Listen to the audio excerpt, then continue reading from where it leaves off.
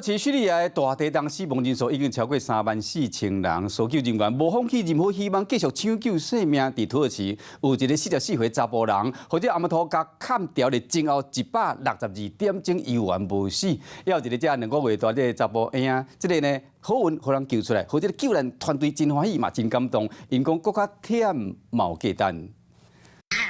红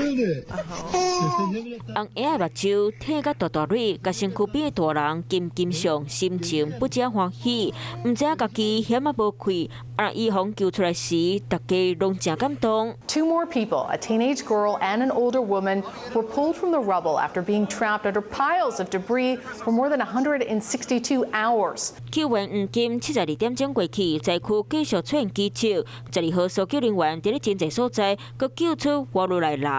东灾区卡拉曼马拉斯一个44岁查甫人受困162点钟，成功互救出来。即马救援团队当伫咧抢救伊的母囝。另外一个东灾区安塔基亚无人成功互救出来。 Another woman, shown here, was found alive and rescued after 159 hours buried in the wreckage. And this 10-year-old girl was also rescued today. She spent more than 147 hours under debris. 这个卡伫咧坑内底85岁阿嬷受困152点钟了后，顺利互救出来。救援队伫咧救这个叫做穆罕默德的查甫人，伊真认真伫咧读《古兰经》，听候救援队来解救。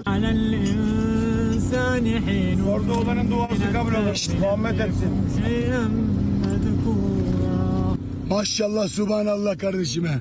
穆罕默德尾要互人用桶架吊拐方式救出来，伊嘛欢喜出群，大声喊真主伟大。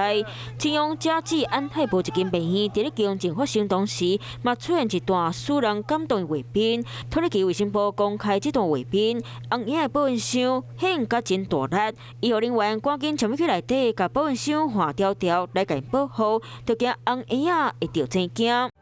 我是吴一璇，想要收看最新第一手的讯息，赶快加入华视新闻 YouTube 频道，按赞，开启小铃铛，最专业的主播群说新闻给你听。